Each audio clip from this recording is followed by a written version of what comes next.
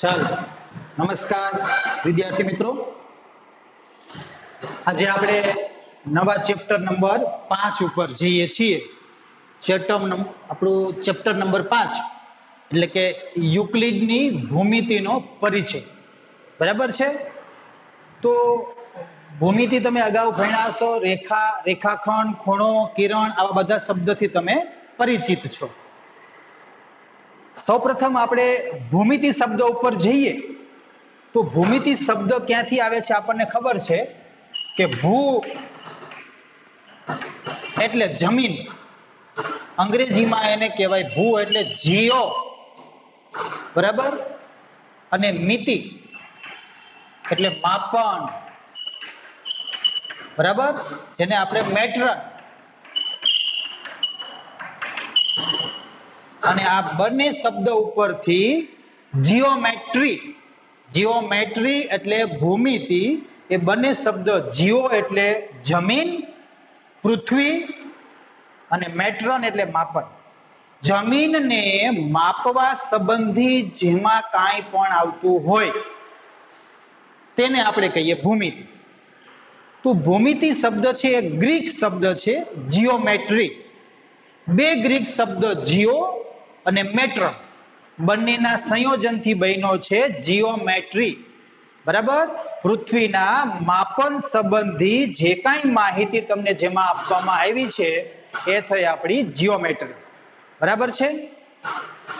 તો હવે ભૂમિતિનો ઉદ્ભવ ક્યારે થયો, કેવી રીતે થયો, આની જરૂરિયાત કેવી રીતે થઈ? જો પેલા આપણે કીધું એ પ્રમાણે યુક્લિડ વિશે ચર્ચા કરીએ એ પહેલા સૌ પ્રથમ આ ભૂમિતિનો પ્રણેતા, ભૂમિતિનો શબ્દ આપ્યો કોને? બરાબર છે? તો ભૂમિતિ શબ્દ આપનાર છે થેલ્સ, ગ્રીક ગણિત શાસ્ત્રી છે થેલ્સ. આ થેલ્સે સૌ પ્રથમ ભૂમિતિ શબ્દ આપેલો હતો અને એટલા માટે થેલ્સને ભૂમિતિનો પ્રણેતા કહેવામાં આવે છે, અથવા તો થેલ્સને ભૂમિતિનો પિતામહ, બરાબર, એને ભૂમિતિનો પિતામહ કહેવામાં આવે છે. આ બધા જ પ્રશ્ન તમારી થિયરિકલ આખું ચેપ્ટર છે, તમે થિયરી બધા જ ચોપડીની અંદર ખાસ વાંચજો, ચોપડી સાથે રાખજો. એની અંદર જે કંઈ આપ્યા છે એ બધું જ થિયરી વાંચો એટલે એમાંથી આવા બધા જ શબ્દ તમને મળે જે પ્રશ્નમાં, ખાલી જગ્યામાં, ખરા ખોટામાં પૂછાતા હોય છે. બરાબર? તો ભૂમિતિ શબ્દનો સૌ પ્રથમ પ્રયોગ કરનાર હતો થેલ્સ. બરાબર? અને થેલ્સને એટલે જ આપણે ભૂમિતિનો પિતામહ કહીએ છીએ. બરાબર? ત્યારબાદ થેલ્સ પછી થેલ્સના જ એક પ્રિય શિષ્ય જેને આપણે પાયથાગોરસ કહીએ છીએ. પાયથાગોરસના પ્રમેય પણ તમે આગલા ધોરણમાં ભણશો. નામ તમે સાંભળી ગયા છો કે એને કર્ણનો વર્ગ બાકીની બે બાજુઓના વર્ગોના સરવાળા બરાબર થાય છે એવું પ્રમેય આપ્યું છે. તો પાયથાગોરસ એ કોનો શિષ્ય હતો? થેલ્સનો. અને એને પણ ભૂમિતિમાં ઘણું બધું યોગદાન આપ્યું છે, ઘણી બધી સાબિતીઓ આપી છે. થેલ્સ અને તેના બીજા સાથીદાર મિત્રોએ ઘણું બધું ભૂમિતિમાં સંશોધન કરેલું છે. બરાબર છે? જો થેલ્સ પાયથાગોરસનો શિષ્ય છે એવું ખાલી જગ્યામાં, ખરા ખોટામાં પૂછી શકાતું હોય તો તમારે ખબર પડે કે ભાઈ થેલ્સ છે એ પાયથાગોરસનો શિષ્ય નથી, પાયથાગોરસ એ થેલ્સનો શિષ્ય છે. બરાબર? આવું બધું પૂછાય એટલે યાદ રાખવું. જો થેલ્સે જે પાયથાગોરસે જે આપણને માપ આપ્યું ભાઈ ત્રિકોણમાં એક બાજુનો વર્ગ એટલે કે સૌથી મોટી બાજુનો વર્ગ જેને આપણે કર્ણ કહીએ છીએ, બાકીની બે બાજુઓના વર્ગોના સરવાળા બરાબર હોય છે, એ માહિતી અગાઉના આપણા જે ભારતીય ગણિત શાસ્ત્રીઓ છે પુરાતન કાળની અંદર જ્યારે યજ્ઞાદિ થતા ત્યારે એની અંદર જે વેદીઓ યજ્ઞ કરે ત્યારે કુંડ બનાવવામાં આવે છે, એ બધા ભૂમિતિના ચોક્કસ માપના આધારે બનાવવામાં આવતા. બરાબર છે? તો એ વર્તુળાકાર હોય કે ચોરસ કે લંબચોરસમાં બનાવવામાં આવતા, તો એ બધા યોગ્ય માપને આધારે થતા. મતલબ કે આપણી પાસે આ થેલ્સ હોય, પાયથાગોરસ હોય કે યુક્લિડ હોય, એ પેલા ભૂમિતિનું નોલેજ ભારતના બધા જ ગણિત શાસ્ત્રીઓ પાસે હતું. પણ ત્યારબાદ આ લોકોએ આપ્યું, કારણ કે આપણે જે યજ્ઞાદિન જે કાંઈ બધું કરતા એમાં જ યોગ્ય માપને આધારે જ એ બધું કરવામાં આવતું. તો આપણી પાસે એ ભૂમિતિનું નોલેજ તો હતું જ. તો ભારતીય એવા ગણિત શાસ્ત્રીઓ છે કે જેને ભૂમિતિમાં યોગદાન આપ્યું હોય એવા પણ નામ તમને પૂછી શકાય. તો ભારતના એવા જે ગણિત શાસ્ત્રીઓ હોય કે જેને ભૂમિતિમાં યોગદાન આપ્યું હોય તો એવા કોણ કોણ છે? તો કે આર્યભટ્ટ. સૌપ્રથમ તમે જાણો છો કે ઝીરોની શોધ કરનાર આ ભારતીય ગણિત શાસ્ત્રીઓ છે આર્યભટ્ટ છે. ત્યારબાદ બ્રહ્મગુપ્ત છે, બ્રહ્મગુપ્ત, ભાસ્કરાચાર્ય, આ બધા ગણિત શાસ્ત્રીઓ છે ભારતના છે. તો ભારતના કયા કયા ગણિત શાસ્ત્રીઓ ભૂમિતિમાં યોગદાન આપ્યું છે? આર્યભટ્ટ, બ્રહ્મગુપ્ત, ભાસ્કરાચાર્ય. બરાબર છે. તો આ બધાઓએ પણ ભૂમિતિમાં યોગદાન આપ્યું છે. આ પ્રશ્ન ખાલી જગ્યામાં પૂછાતા હોય છે. બરાબર છે. ત્યારબાદ આપણે જોઈએ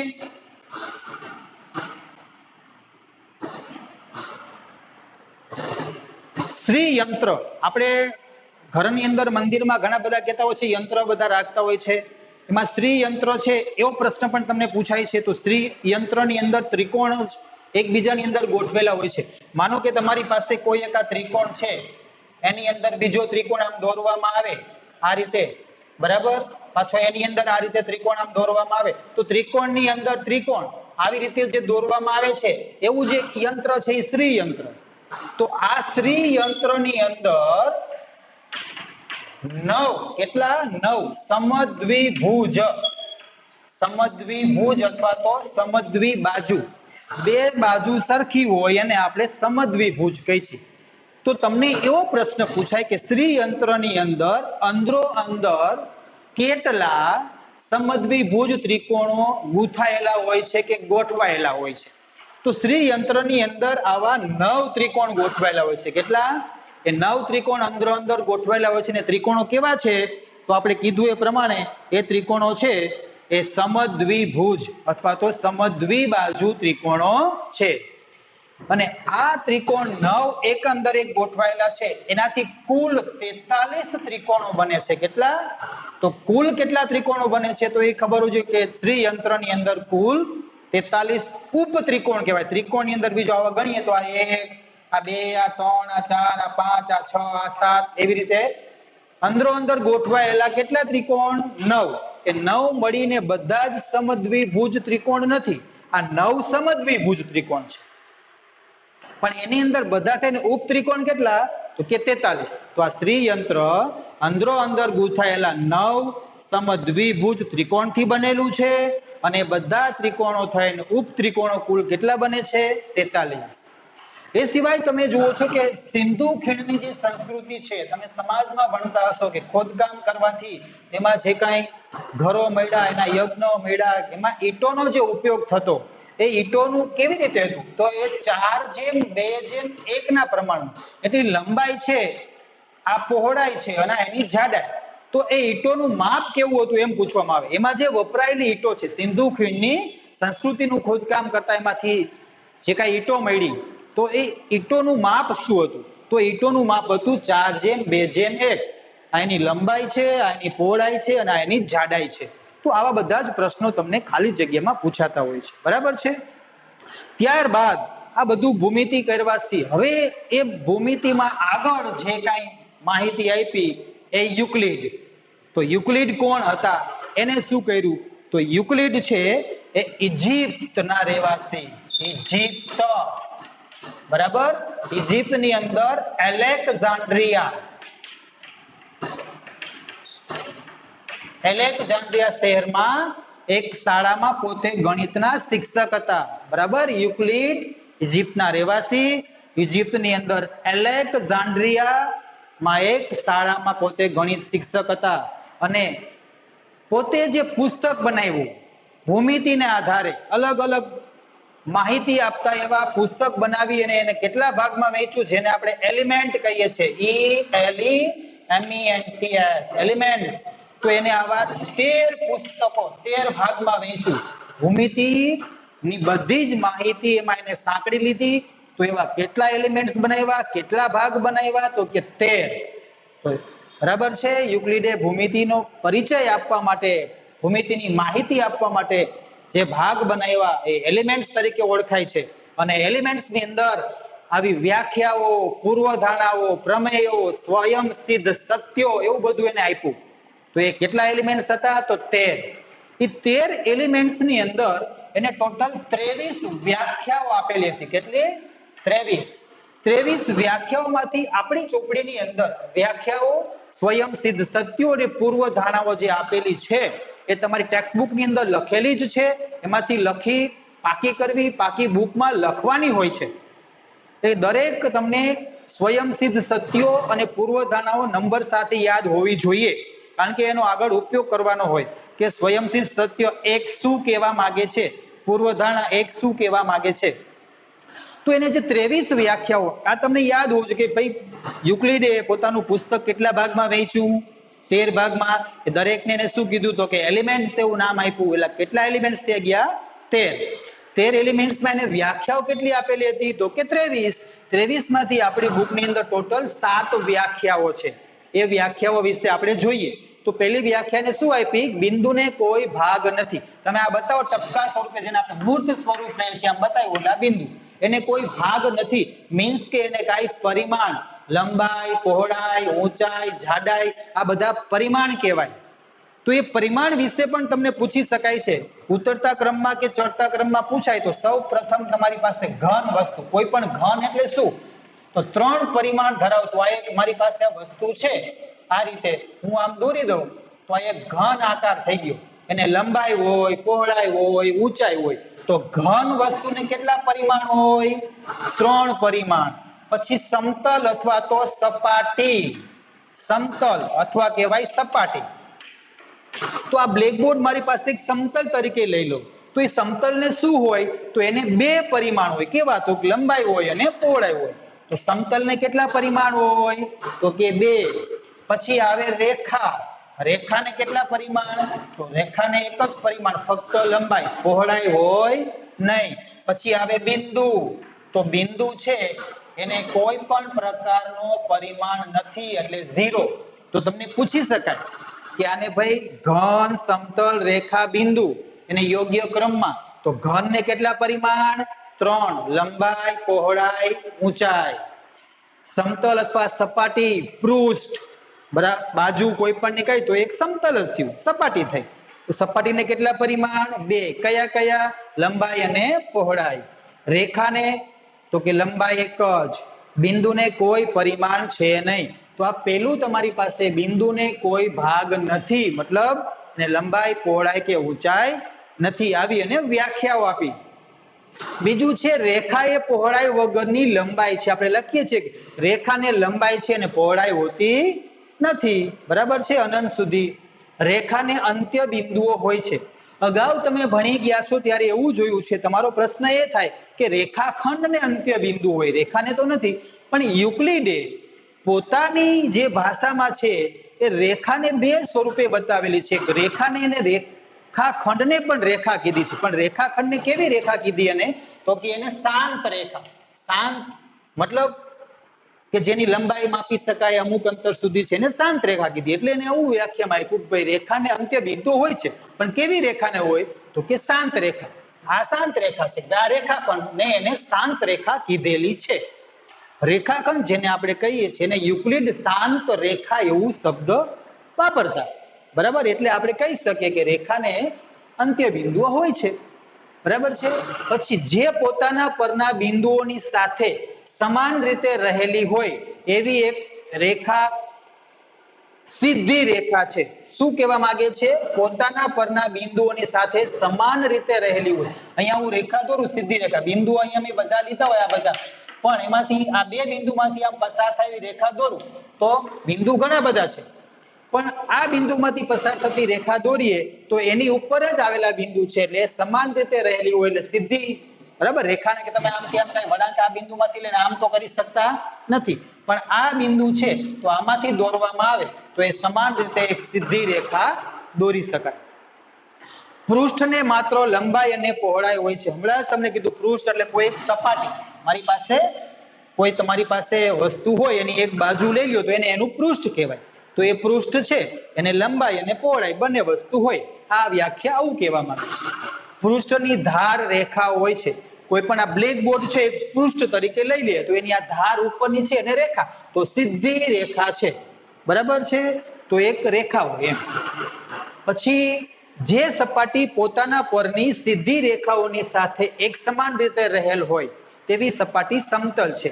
આ એક સમાન સમતલ સપાટી એટલે સીધી, કોઈ પણ પ્રકારનું ખરબચડા વગરનું આ સીધું હોય તો બધી રેખા તમે આની ઉપર સીધી દોરી શકો, પણ સપાટી ઊંચા નીચી હોય તો અમે સીધી રેખા દોરી શકાય નહીં. તો આવી સીધી રેખાઓ દોરી શકાય એવું એક સમતલ કહેવાય, એને સપાટી કહેવાય. તો આવી એને વ્યાખ્યાઓ ટૂંકમાં આપેલી અને સીધી અને સરળ ભાષામાં છે જે આપણે જોઈ શકીએ છીએ. આ ખાસ યાદ રાખવા, ઘન, સમતલ, રેખા અને બિંદુના પરિમાણ એ પૂછી શકાતું હોય છે. સમતલને કેટલા પરિમાણ હોય તો કે 2, ઘનને કેટલા પરિમાણ 3, રેખાને કેટલા પરિમાણ 1, બિંદુને કોઈ પરિમાણ હોતું નથી. તો આવી એને વ્યાખ્યાઓ આપેલી એ તમારી ટેક્સ્ટબુક ની અંદર આપેલી જ છે, એ તમારે ખાસ પાકી કરીને રાખવાની, લખવાની હોય છે. ત્યારબાદ એને સ્વયંસિદ્ધ સત્યો પણ ઘણા બધા આપેલા. સ્વયંસિદ્ધ સત્યો એટલે શું કે જેને સાબિત કરવાની કોઈ જરૂર હોતી નથી. પૂર્વ ધારણાઓ પણ એ જ કહેવાય, તે અગાઉથી સાબિત કરેલી હોય છે, એને સાબિત કરવાની જરૂર નથી. સાબિત કરવાની જરૂર, જેને સાબિતીની જરૂર છે ને આપણે પ્રમેય કહીએ છીએ. સ્વયંસિદ્ધ સત્યો એટલે એને આપણી ભાષામાં જેને આપણે કહીએ કે જે વસ્તુની કોઈ સાબિતી આપી શકાય નહીં, એ બોલતા જ આપણને સાચું લાગે, એને સ્વયંસિદ્ધ સત્યો કહેવાય. બરાબર. જુઓ, પેલું આ સ્વયંસિદ્ધ સત્યો તમારે ક્રમમાં જ યાદ રાખવા પડે કે પેલું સ્વયંસિદ્ધ સત્ય એને શું આપ્યું, એક વસ્તુને સમાન હોય તેવી વસ્તુઓ એકબીજાને સમાન થાય. ચાલો, એક વસ્તુને સમાન હોય એવું માનો કે એક મેં અહીંયા રેખા દોરી કે ભાઈ આ AB રેખા દોરી, એને સમાન હોય એવી જ મેં આનું માપ લીધું છે 2 સેમી. બીજી અહીંયા હું એક CD રેખા દોરું છું, એનું માપ પણ 2 સેમી જ લઉં છું. બરાબર છે. તો એક વસ્તુને સમાન હોય તેવી વસ્તુઓ એકબીજાને સમાન થાય. હવે માનો કે AB છે એ CD ને બરાબર છે. હવે CD ને બરાબર થાય એવી એક રેખા હું અહીંયા PQ દોરું છું, એનું માપ પણ માનો કે 2 સેમી છે. જો AB બરાબર CD થાય, CD બરાબર PQ થાય, CD બરાબર PQ, તો તમે કહી શકો કે AB બરાબર પણ PQ થવું જોઈએ. શું કામ? એક વસ્તુને સમાન હોય એવી બીજી વસ્તુ છે એ એકબીજાને સમાન થાય છે. તો તમારે દાખલામાં ક્યાંક આનો ઉપયોગ કરવાનો થતો હોય તો કેવું પડે કે આવું શું કામ એને છે, તો કે યુક્લિડના સ્વયંસિદ્ધ સત્ય 1 ઉપરથી. 2 વસ્તુ તમારી પાસે સરખી હોય ને કોઈ ત્રીજી વસ્તુ એવી આવે તો પહેલી વસ્તુ છે એ બીજી વસ્તુને સરખી છે, બીજી વસ્તુ છે એ ત્રીજીને સરખી છે, તો એનો અર્થ એવો થાય કે પહેલી અને ત્રીજી પણ સરખી જ થાય. બરાબર છે. આ તો સીધું છે ભાઈ. બરાબર. તો આ સ્વયંસિદ્ધ સત્યો છે એ આપણે સાબિત કરવાની કાંઈ જરૂર હોતી નથી. બીજું શું છે, સરખામાં સરખું ઉમેરીએ તો સરવાળા સરખા રહે. બરાબર. કોઈ 2 વિદ્યાર્થી મિત્રો, એકની પાસે 10 રૂપિયા છે, બીજાની પાસે પણ 10 રૂપિયા, બે પાસે સરખા કીધા છે ને, સરખા છે. જો હું આમાં 5 ઉમેરું તો આમાં પણ સરખામાં સરખું ઉમેરતા સરવાળા કેવા થવાના, તો કે સરખા જ થવાના. ચોખ્ખી વાત છે. બરાબર ને મિત્રો? તો સરખામાં સરખું ઉમેરતા સરખું થાય. બરાબર. 2 બેન પણ ઈ છે કંઈક લેવા ગઈ કે ભાઈ એકે 1 કિલો ખાંડ લીધી, બીજાએ પણ 1 કિલો ખાંડ લીધી, તો બંને પાસે સરખી જ ખાંડ છે. જો 1 કિલો ખાંડ ખરવાથી તમને ખરીદવા જાઓ તો એમ કે ભાઈ તમને 500 ગ્રામ ખાંડ મફત આપવામાં આવે, તો બેયને પાછી 500 આપે તો બંને પાસે 1.5 કિલો જ થવાની. સરખામાં સરખું ઉમેરીએ તો સરખું થવાનું. ચોખ્ખી વાત છે. ક્લિયર? તો આ બધા સ્વયંસિદ્ધ સત્યો છે. નંબર 3 ઉપર સરખામાંથી સરખા બાદ કરીએ તો બાદબાકી સરખી રહે. બરાબર. બાદબાકી અથવા તો શેષફળ જે પણ શબ્દ વપરાયો હોય એ તમારે જોવાનો. બાદબાકી ને શેષફળ બંને શબ્દ સરખા જ છે. કીધું હમણાં જોયું એ પ્રમાણે કે બેયની પાસે 10 રૂપિયા હતા, એકે 5 સરખું હતું જ, એમાંથી સરખા બાદ કરીએ, એકે 5 ની ચોકલેટ લીધી ને એકે 5 ની પેન્સિલ લીધી, જે લીધું પણ બાદ તો બેમાં સરખા થયા, તો વધવાના કેટલા? 5 જ. તો સરખામાંથી સરખું બાદ કરીએ તો બાદબાકી અથવા તો શેષફળ પણ શું થાય, તો કે સરખું જ રહેવાનું. બરાબર છે મિત્રો? નંબર 4 ઉપર જોઈએ, એકબીજા ઉપર બંધ બેસતી વસ્તુ એકબીજાને સરખી થાય એ પણ બરાબર છે। તમારી જ કોઈ વસ્તુ લઈ લે, નોટબુક્સ લેવા જઈએ તો બધાની અલગ અલગ હોય, પણ માનો કે તમે જ તમારા બાજુવાળા પાસેથી તમારી 9મા ધોરણની ગણિતની ચોપડી લઈને બેઠા છો, તો 9મા ધોરણની ગણિતની ચોપડી બધી સરખી જ હોવાની, તો એકબીજા ઉપર બંધ બેસતી આવતી વસ્તુ એ ચોપડી બરાબર એકની ઉપર બીજી મૂકી દો તો એને બંધ બેસતી આવી ગઈ, મતલબ કે સરખી છે, બરાબર છે। તો આ રીતે એકબીજા ઉપર બંધ બેસતી જે વસ્તુ આવે એકબીજાને કેવી થાય તો કે સરખી જ થવાની, બરાબર છે। આખું તેના ભાગ કરતા મોટું હોય, ચોખ્ખી જ વાત છે કે કોઈની પાસે માનો આપણે 10 રૂપિયાનું જ ઉદાહરણ લીધું છે તો એ જ લઈએ કે 10 રૂપિયા છે, એના ભાગ હું ગમે એ પાડું, એકની પાસે 1 અને 9 પાડું, કોઈની પાસે 2 અને 8 પાડું, 3 અને 7 પાડું, ગમે એ પાડી શકાય ટૂંકમાં, બરાબર છે। 4 અને 6 પાડું કે 5 અને 5 પાડું, આ રીતે ભાગ આપણે પાડી શકીએ। તો 10 ના ભાગ 1 અને 9 પાડું કે 2 અને 8, જુઓ 9 કરતાંય 10 મોટા થવાના, 1 કરતાંય મોટા થવાના, 8 કરતાંય મોટા થવાના, 2 કરતાંય મોટા, તો કોઈ પણ સંખ્યાના તમે ભાગ પાડશો તો એ ભાગ છે એ આખા કરતા તો નાના જ થવાના, મતલબ કે આખું છે એ એના ભાગ કરતા મોટું થાય, અને એના ભાગ છે એ આખા કરતા હંમેશા કેવા થાય તો આનું પ્રતીક વિધાન જેને કહેવાય એ પણ તમને ખબર પડવી જોઈએ, બરાબર। કોઈ પણ વસ્તુના ભાગ કરીએ તો એ ભાગ કરતા આખું કરો એ મોટું જ થવાનું હોય, બરાબર છે, ચોખ્ખી વાત છે ને મિત્રો।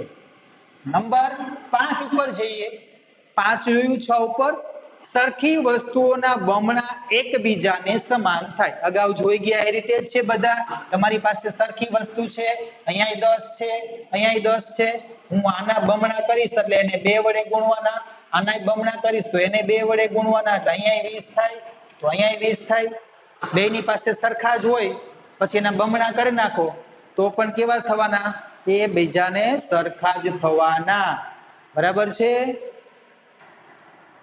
સરખી વસ્તુઓના અડધા પણ એકબીજાને સમાન થાય, આ જ વસ્તુ અહીંયા જોઈએ બેયની પાસે 20 રૂપિયા હતા, હવે એના અડધા કરવા છે તો અહીંયા 10 થાય, આના અડધા કરો તો અહીંયા 10 થાય, બરાબર। સરખી વસ્તુઓના અડધા કરો તો એકબીજાને સમાન થાય, એ પણ ચોખ્ખું જ છે। તો આ બધું જે હતું એ બધા સ્વયંસિદ્ધ સત્યો હતા, તો તમને સ્વયંસિદ્ધ સત્યો ક્રમશઃ ક્રમ સાથે પૂછવામાં આવે, ભાઈ યુક્લિડનું 7મું સ્વયંસિદ્ધ સત્ય, તો તમને ખબર હોવી જોઈએ કે સરખી વસ્તુઓના અડધા એકબીજાને સરખા થાય। સ્વયંસિદ્ધ સત્ય નંબર 1 તો એક વસ્તુને સમાન હોય તેવી વસ્તુઓ એકબીજાને સમાન થાય। સ્વયંસિદ્ધ સત્ય નંબર 5 આખું તેના ભાગ કરતા મોટું હોય, ક્લિયર। તો આ બધા હતા સ્વયંસિદ્ધ સત્યો, એ તમારે કમ્પ્લીટ કરીને પાકા કરીને રાખવાના, અને સાદા સરળ ભાષામાં સમજાય એવા છે, પ્રેક્ટિકલી આપણે ઉપયોગ કરતા હોઈએ એવા જ સત્યો છે, બરાબર। હવે એને આપી હતી પૂર્વ ધારણાઓ, તો આ બધાનો ઉપયોગ કરીને પૂર્વ ધારણાઓ છે એ પણ એને સાબિત કરવાની કઈ જરૂર નથી હોતી, આવા સ્વયંસિદ્ધ સત્યો ઉપરથી જ એને આપેલી હોય છે। શું કીધું કે એક બિંદુમાંથી બીજા બિંદુમાં થઈને પસાર થતી એક સીધી રેખા દોરી શકાય, બરાબર। આ એક બિંદુમાંથી બીજા બિંદુમાં પસાર થતી એક રેખા તમે દોરી શકો, આવું એને પૂર્વ ધારણામાં કીધું। એને પૂર્વ ધારણા નંબર 1 આપી છે યુક્લિડે, જે પૂર્વ ધારણા 5.1 છે એ આ પ્રમાણે છે કે આપેલા બે ભિન્ન બિંદુઓમાંથી પસાર થતી અનન્ય એટલે એક અને માત્ર એક રેખા, બે બિંદુ ગમે તેમ લો, અહીંયા લો અહીંયા, પણ બેયમાંથી પસાર થતી હોય એવી એક જ રેખા દોરી શકાય। જો હું એક બિંદુ આપું તો એકમાંથી તો મારે અનંત રેખાઓ જેટલી દોરવી હોય એટલી દોરી શકાય, પણ બે બિંદુઓમાંથી એક અને માત્ર એક, જેને શું કહેવામાં આવે છે, એક અને માત્ર એક એટલે અનન્ય, તો બે બિંદુમાંથી એક અને માત્ર એક જ રેખા દોરી શકાય, બરાબર। તો આ પૂર્વ ધારણા નંબર 1 હતું। પૂર્વ ધારણા નંબર 2 ઉપર શાંત રેખાને અનંત સુધી લંબાવી શકાય, આગળ જ મેં તમને કીધું હતું અહીંયા વ્યાખ્યાઓમાં કે યુક્લિડ આ રેખાખંડને શાંત રેખા કહેતા, તો આ તમારો રેખાખંડ છે તો એને મારે અનંત સુધી આમ લંબાવવું હોય તો બંને બાજુ હું લંબાવી શકું, બરાબર છે। તો આ રીતે યુક્લિડ છે એ શાંત રેખાને શું કહેતા હતા, રેખાખંડ, અને રેખાખંડને તો આપણે અનંત સુધી લંબાવી શકાય, બરાબર છે। તો આ હતી એની બીજી પૂર્વ ધારણા નંબર 3। કોઈ પણ બિંદુને કેન્દ્ર લઈ તથા કોઈ પણ લંબાઈની ત્રિજ્યા લઈને વર્તુળ રચી શકાય. કોઈ પણ માનો કે હું અહીંયા એક બિંદુ લઉં, અહીંયા મેં એક બિંદુ લીધું અને હવે કોઈ પણ માપની એક ત્રિજ્યા લઉં, આ રીતે આમ ત્રિજ્યા લઉં ગમે એ માપની, તો હવે જો મારે વર્તુળ દોરવું હોય તો હું આ રીતે આમ વર્તુળ દોરી શકું. બરાબર છે. તો માપ તમારે જે લેવું હોય આ માપ બધી બાજુ તમે જોશો તો સરખા જ હશે. આ બિંદુ લઈને મોટું વારે વર્તુળ ગમે એ માપની ત્રિજ્યા લઈને દોરી શકાય. વર્તુળનું કેન્દ્ર તમારું આ. ટૂંકમાં ગમે તે કેન્દ્ર લઈ અને ગમે તે માપની ત્રિજ્યા લઈ અને તમે વર્તુળ દોરી શકો. તો આ થઈ ગયું તમારું પૂર્વધારણા નંબર 3. નંબર 4, બધા જ કાટખૂણા એકબીજા સાથે સરખા થાય. કાટખૂણો આ ત્રિકોણની અંદર હું દોરવા જાઉં, અહીંયા મેં આ રીતે દોરવું, અહીંયા હું આમ કરું, ભલે ગમે એવડો દોર્યો, પણ કાટખૂણો એટલે તમને ખબર છે કે જે 90 નો ખૂણો હોય એને જ કાટખૂણો કહેવાય. બરાબર. તો કાટખૂણા બધા એકબીજા સાથે સરખા જ થવાના. શું કામ? તો કે કાટખૂણાનું માપ તો 90 અંશ જ હોવાનું. બરાબર છે. હવે નંબર 5 ઉપર જઈએ. 5 થોડીક અટપટી પૂર્વધારણા છે. શું કીધું? જો બે રેખાઓને કોઈ ત્રીજી રેખા છેદે, તમારી પાસે આ રીતે કોઈ પણ બે રેખાઓ છે, બરાબર, એને આપણે એક કોઈ ત્રીજી રેખા આ રીતે છેદે છે, બરાબર. તો હવે શું થાય છે? આ રેખાની એક જ તરફના બે અંતઃકોણો, એક જ તરફના, જો અંદરના જે ખૂણા બતાવું છું આ બંનેને અંતઃકોણ કહેવાય, આ અંદર અંતઃકોણ. તો એક જ તરફના અંતઃકોણ કેવા કીધા? તો કે એનો સરવાળો બે કાટખૂણાના સરવાળા કરતા ઓછો થાય. બે કાટખૂણાના સરવાળા એટલે 180 કરતા જો ઓછો થતો હોય તો વાત છે. જો ઓછો એક મતલબ કે આ બે સમાંતર ન હોય, જો આ સીધી રેખાઓ આમ સમાંતર જતી હોય તો એનો સરવાળો 180 થાય. પણ અહીં એમ કીધું છે કે 180 કરતા એટલે કે બે કાટખૂણા કરતા ઓછો, એટલે આ બે રેખા સમાંતર નહીં હોય. તો શું થાય? તો કે એને જુઓ તમે પ્રથમ રેખાઓને આ ખૂણાઓ તરફના અનંત સુધી, આ ખૂણાઓ તરફ છે આમ અનંત સુધી આમ તમે લંબાવશો આને આમ ગમે ત્યાં, તો એ બંને શું થાય છે? તો ગમે ત્યાં એકબીજાને અહીંયા છેદશે. પણ જો આનો સરવાળો 180 થતો હોય તો એ બે સમાંતર પેરેલલ હોય, ક્યાંય કોઈને છેદશે નહીં. એટલે આ શરત કે બે રેખામાંથી ત્રીજી રેખા પસાર થાય, પણ શરત શું? તો કે અંદરના જે એક જ બાજુના અંતઃકોણનો સરવાળો બે કાટખૂણા કરતા ઓછો હોય તો એને તમે એના અંતઃકોણ તરફ અંદરની તરફ જો લંબાવશો તો એ કોઈ બિંદુમાં એકબીજાને છેદશે. તો આ રીતે મિત્રો વ્યાખ્યાઓ, સ્વયંસિદ્ધ સત્યો અને પૂર્વધારણાઓ તમારે કમ્પ્લીટ પાકી કરવાની હોય છે, લખીને રાખવાની. ટેક્સ્ટ બુકમાં બધું આપેલું છે. એ સિવાય ખાસ એની થિયરી વાંચવી. આપણે અગાઉ જોઈ ગયા એ પ્રમાણે ઘન, સમતલ, સપાટી, જે કઈ એને કેટલા પરિમાણ હોય, ભૂમિતિનો પ્રણેતા કોણ છે, ભૂમિતિ શબ્દ કોને આપ્યો, યુક્લિડ માટે જોઈ ગયા કે યુક્લિડ શું હતા, એને શું આપ્યું, બરાબર છે. તો આ લેક્ચરની અંદર આપણે આટલી પ્રાથમિક માહિતી મેળવી. લેક્ચર નંબર 2 ની અંદર આપણે સ્વાધ્યાય 5.1 આપણા કોર્સની અંદર દાખલા નંબર 1, 2 અને 3 છે. બાકી 4 થી 7 કોર્સમાંથી બાદ કરી નાખ્યા છે અને સ્વાધ્યાય 5.2 તો છે નહીં. તો 5.1 ના દાખલા નંબર 1 થી 3 વિશે આગળ લેક્ચર નંબર 2 માં અભ્યાસ કરીશું. ટેક્સ્ટ બુક સાથે રાખવી, નોટબુક પણ સાથે રાખી અને એમાં જે કાંઈ નોટ ડાઉન કરવાનું હોય છે નોટ ડાઉન કરી અને ખાસ પાકું કરીને રાખવું. આખું થિયરિકલ તમારી પાસે આ ચેપ્ટર છે, પરીક્ષામાં પણ આપણા કોર્સમાં છે, એટલે ખાસ પાકું કરી રાખવું. આભાર.